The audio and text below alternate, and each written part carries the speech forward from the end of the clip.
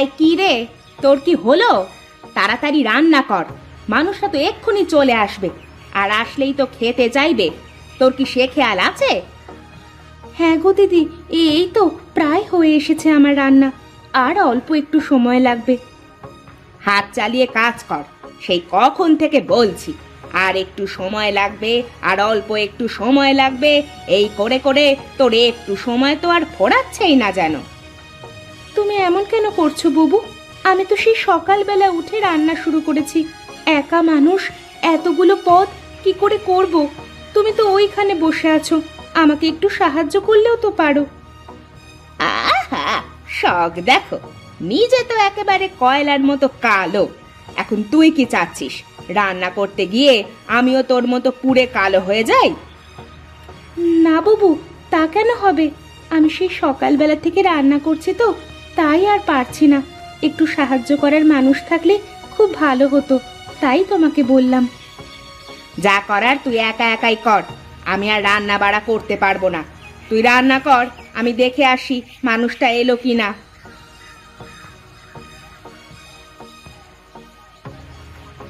দুটো মেয়ে বিয়ে করলাম আমি, তারপরেও কাজের সময় একটাকেও হাতের কাছে পায় না। আরে কই গো, তোমরা কোথায় গেলে? অনেক ক্ষুধা পেয়েছে, খাবার দাও।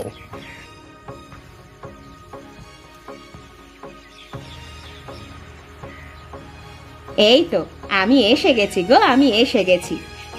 এই নাও, তোমার জন্য গরম গরম পকোড়া এনেছি। সে কি, এত বেলা হয়ে গেছে, এখন শুধু তুমি আমার জন্য পকোড়া নিয়ে আসছো কেন? আরে তুমি এই পকোড়াগুলো খাওয়া শুরু করো, আমি তোমার জন্য বাকি খাবারগুলো আনছি। তাই বলো? আমি তো ভেবেছিলাম যে আজ রাতে শুধু আমাকে পকোড়া খাইয়ে রাখবে। হুঁ। তাই আবার হয় নাকি? তুমি যা পেটুক মানুষ, শুধু পকোড়াতে তোমার কি হয়? আরো খাবার আছে, আমি নিয়ে আসছি, তুমি পকোড়াগুলো খেতে শুরু করো। তা আজকে রাতে আমার জন্য কি কি বানিয়েছো শুনি? আরো অনেক পদ বানিয়েছি তোমার জন্য, এত পদ মুখে বলে শেষ করা যাবে না, খাবার সময় তুমিই দেখে নিও। আরো 10টা পদ আছে তোমার জন্য আজকে। বলো কি, আরো 10টা পদ? যাও যাও, তাড়াতাড়ি নিয়ে আসো, আমার যে আর তর সইছে না। হ্যাঁ গো হ্যাঁ, যাচ্ছি গো যাচ্ছি।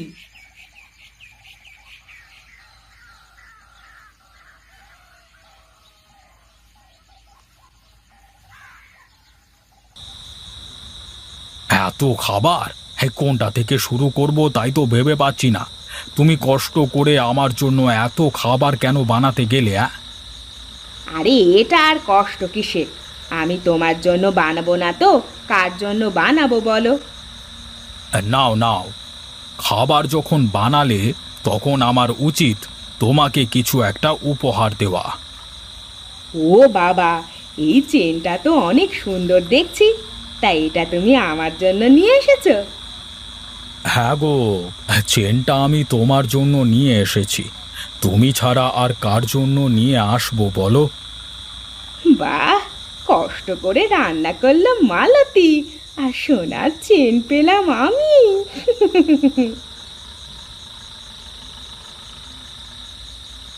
আহা কি স্বাদ! সত্যি গিন্নি, তোমার হাতের রান্নার কোনো তুলনা নেই। নাও নাও, অনেক রাত হয়ে গেছে, খেয়ে নাও। আর একটু খাবার দিই তোমাকে? না গো, অনেক খেয়েছি, আর খেতে পারলাম না। চলো ঘরে চলো, ঘুম ধরেছে আমার।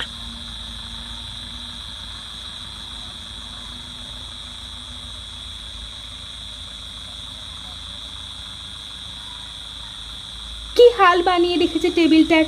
খেয়ে উঠে গেল, টেবিলটাও যদি একটু পরিষ্কার করে দেয় তাও তো হয়। এবারের কাজের মানুষ তো আমি, কাজ করি।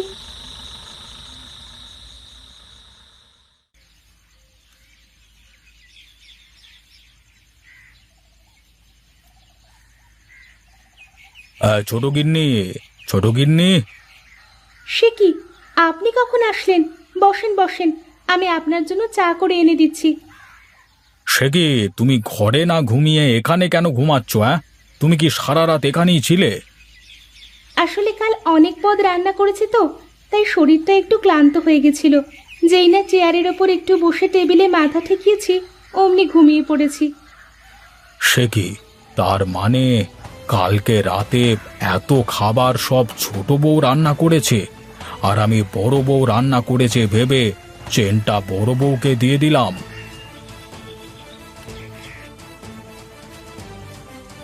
না না, আমি এটা কি করলাম? ছোট বউ এত কষ্ট করে আমার জন্য এত পদ রান্না করলো, আর সে খেয়েছে কিনা সেটুকু আমি খবর না নিয়ে খেয়ে দিয়ে শুয়ে পড়লাম। না না, ছোট বউকে একটা ভালো উপহার দিতে হবে।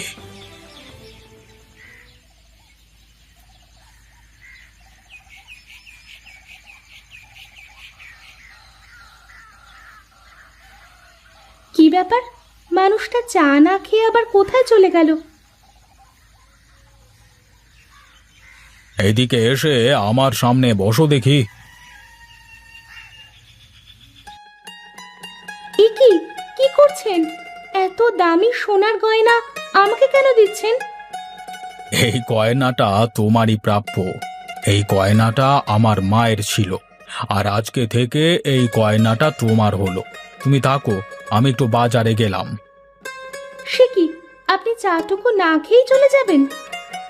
হ্যাঁ গো, আমার অনেক তাড়া। আমি বাজার থেকে ঘুরে আসি, তারপরে না হয় তোমার হাতের চা খাবো।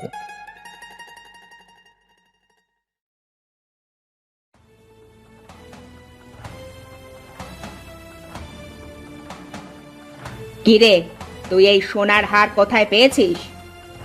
কোথায় আর পাবো, এই হারটা তো আমাকে সে উপহার দিয়েছে। মিথ্যা কথা বলার জায়গা পাস না তাই না? যে মানুষটা তুই কালো বলে তোকে দেখতে পায় না, সেই মানুষটা তোকে হার উপহার দিয়েছে। তুই নিশ্চয়ই এই হারটা চুরি করেছিস। দে, দে হারটা আমাকে ফেরত দে। যা, এখনই বাড়ি থেকে বেরিয়ে যা। আলমারি থেকে মায়ের হার চুরি করা, এখন বলছিস তোকে উপহার দিয়েছে হারটা।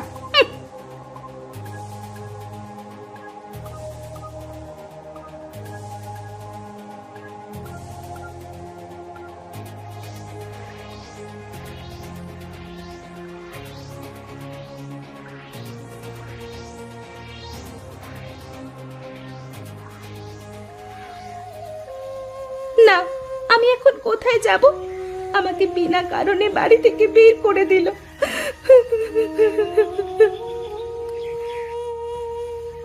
আরে, এই লিচু কোথা থেকে আসলো এখানে?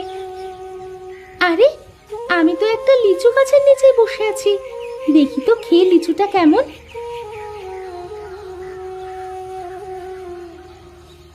আরে, এটা কি? আমি কি সুন্দর ফর্সা হয়ে গেছি, আর আমার সারা গায়ে এত গয়না কোথা থেকে আসলো?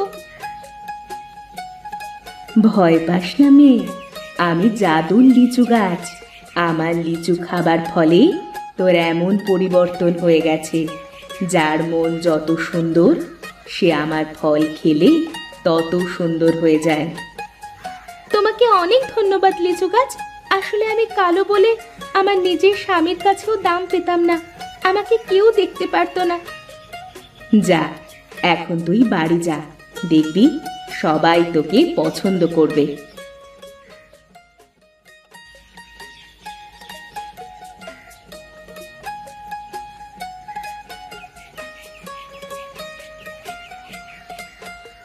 আরে বাহ, কি সুন্দর মেয়ে, কি অপরূপ চেহারা। তা কে এই মেয়ে? কে তুমি? এখানে কি চাই তোমার? আমি মিনতি। আমাকে চিনতে পারছেন না আপনারা? আরে তাই তো, এটা তো আমার মিনতির গলার আওয়াজ। কিন্তু তুমি এত সুন্দর হয়ে গেলে কি করে? কি বলছিস? তুই সত্যি লিচু খেয়ে এমন সুন্দরী হয়েছিস? হ্যাঁ গো হ্যাঁ, আমি এই লিচু খেয়ে এমন হয়েছি। সে কি, তুমি এখন আবার কোথায় চললে? হ্যাঁ, আমি আসছি, তুমি একটু বসো।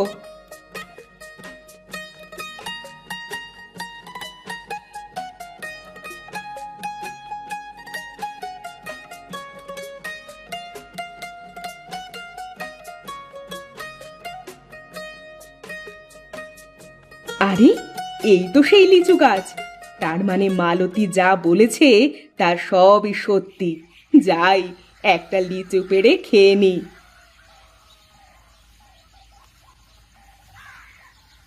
আরে এ তো অনেক লিচু পড়েছে দেখছি। যাই যাই, লিচুগুলো কুড়িয়ে খেয়ে নি।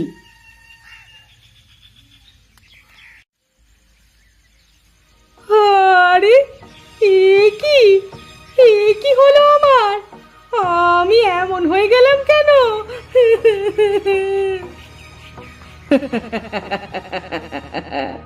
আমার এই লিচু খেলে যার মন যেমন সে তেমন রূপ পায়।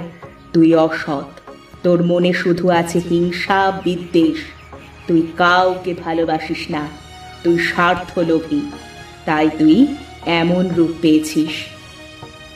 আমাকে তুমি ঠিক করে দাও, আমি এই রূপ চাই না। সেটা আর সম্ভব নয়। তুই যতদিন বেঁচে থাকবি তোকে এই রূপেই বেঁচে থাকতে হবে। না, আমি এই রূপ চাই না, চাই না। যে ভালো আমি তার কাছে মধু, আর যে খারাপ আমি তার কাছে বিষ। তুই খারাপ, তাই আমি তোর কাছে বিষ লিচু গাছ।